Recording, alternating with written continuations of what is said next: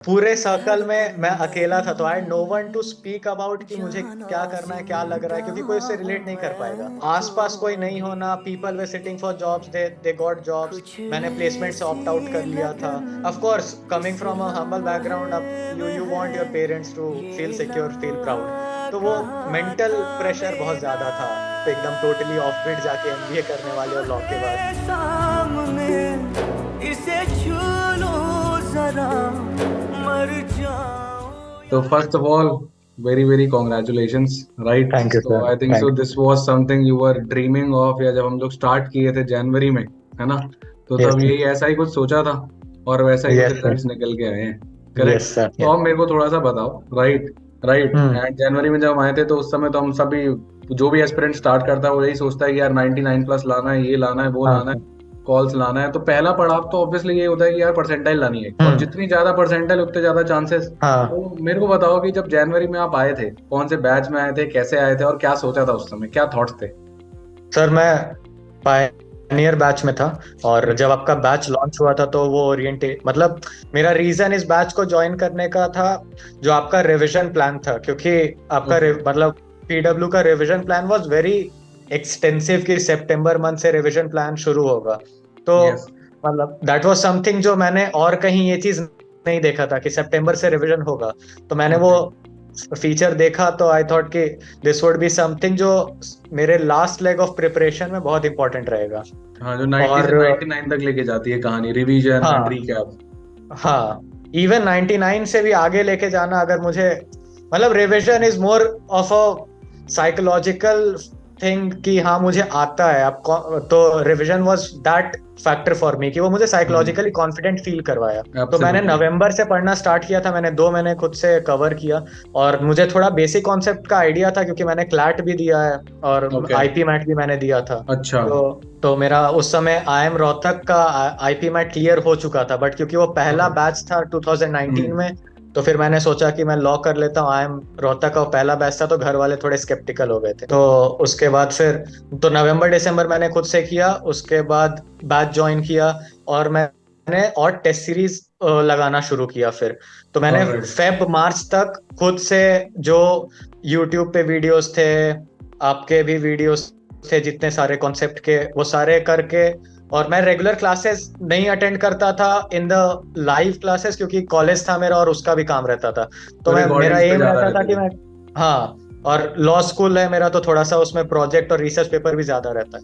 Alright. तो उसमें फिर मेरा एम यही रहता था कि मैं रिकॉर्डेड को 2x पे देखूं, जो इंपॉर्टेंट कॉन्सेप्ट्स हैं जो मेरे वीक एरियाज हैं।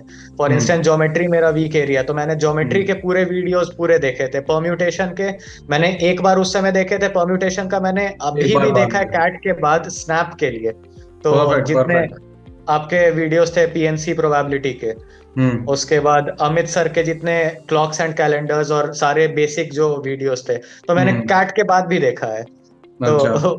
उस तो बेसिकली जब हम आते हैं जनवरी में आप आए थे तो उस समय एम होता है 99 से ज्यादा लाना है, और अभी 99.96। हाउ डज दैट फील कि मतलब जब हम आते हैं तब तो लगता है 99.5 प्लस कुछ भी आ जाए अच्छा है, अब 99.96 आ जाती है। तो हाउ डज दैट फील? ऐसा लगता है कि यार पूरी एक साल की मेहनत सफल हुई?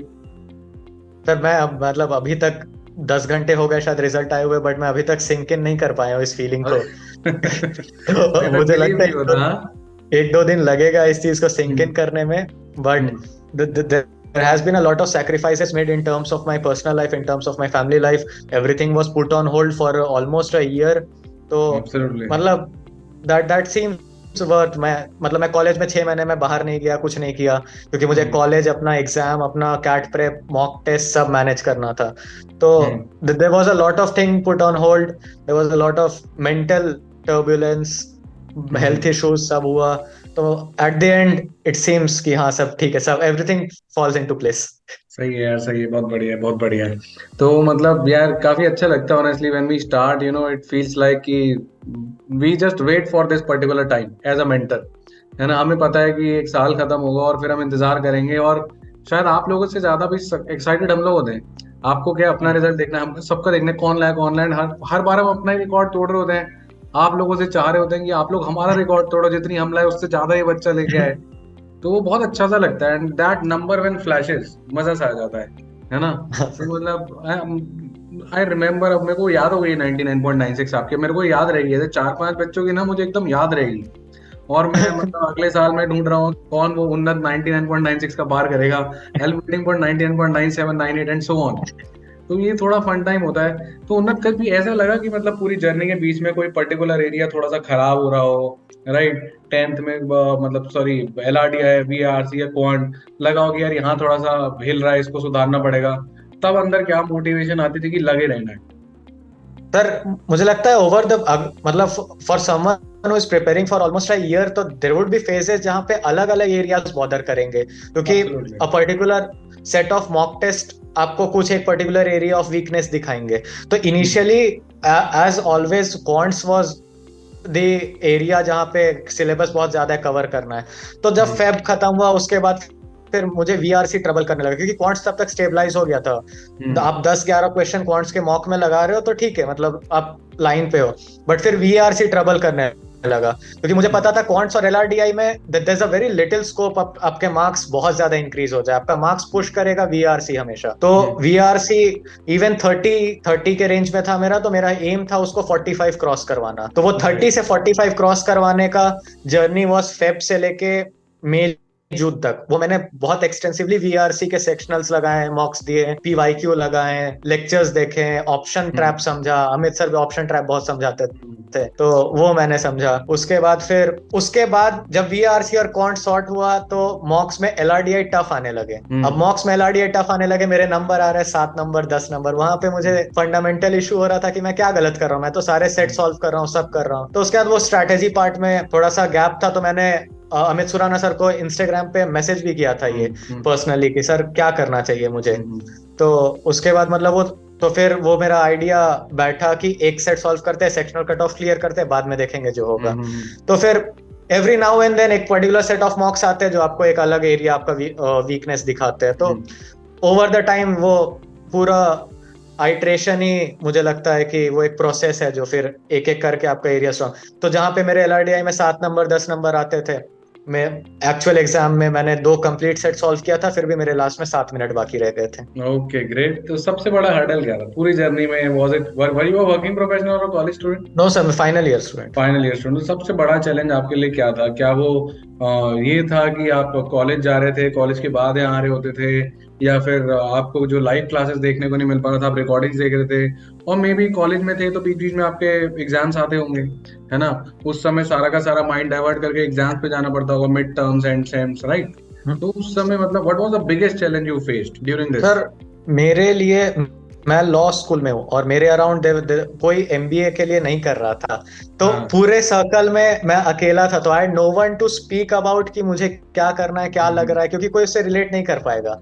और पूरे ऑनलाइन सेटअप में आप फिजिकल कोचिंग में जाते हो तो आपके पास दोस्त है कि ठीक है आसपास आप तुरंत शेयर कर लिए, कुछ डाउट आया आप शेयर कर लिए। बट ये ऑनलाइन सेटअप में आपको एक डाउट भी आएगा तो you need at least an hour और सो कि फैकल्टीज तक आप रीच आउट करो, वो डाउट सॉल्व करो।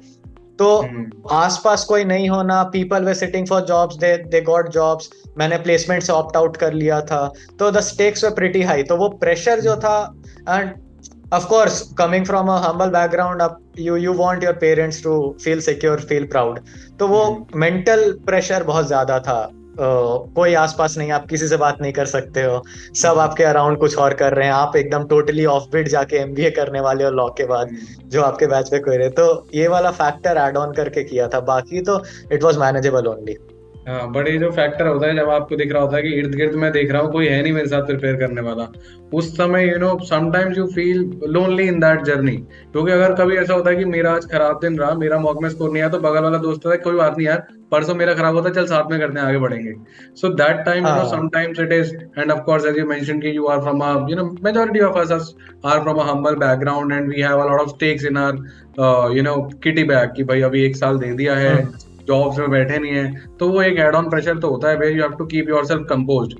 And I am very glad that you have kept yourself composed. तो अभी जब नंबर आया 99.96, तो सबसे पहले तो घर पे फोन किया होगा कि इतना परसेंटाइल आ गया। तो मैं हाउ घर पे ही हूँ, मतलब सेमेस्टर ब्रेक है मेरा अभी, सेमेस्टर तो घर पे? सुबह रिजल्ट बार बार हाँ विंडो खुल नहीं रहा था, तो मैं हाँ। बैठ के, मैंने घर में किसी को नहीं बताया था, हम्म मैं अपने रूम में हम्म पहले चेक कर रहा था, जब आया तब हम्म जाके मैंने बताया कि हम्म। हो गया है देखो। तो हाँ, फिर रिस्पॉन्स शीट कैसा आने के रिएक्शन? बाद एक रफ आइडिया था सबको कि डिसेंट एब्सोल्युटली परसेंटाइल आएगा, करेक्ट बट करेक्ट। इस लेवल पे आएगा, इतना इतना हाई परसेंटाइल आएगा, तो सब नंब हो गए थे आधे घंटे के लिए, तो किसी को समझ में नहीं आ रहा था क्या हुआ है। आधे घंटे तक कुछ समझ नहीं आता ना। अभी भी आपको एब्जॉर्व हो रहा होगा कि यार ऐसा कुछ हो गया है 99 पॉइंट, बिकॉज 99.4 अलग बात है, 5 अलग, 96 अलग ही बात है ना। 0.04 टॉप परसेंटाइल में, ग्रेट यार, बहुत बढ़िया। तो अभी घर वाले सब खुश हैं, पार्टी वाला माहौल एकदम, मिठाइयाँ चल रही हैं। हाँ, हाँ सर, बिल्कुल। बहुत बढ़िया है, बहुत बढ़िया है, बहुत अच्छा लगा। राइट।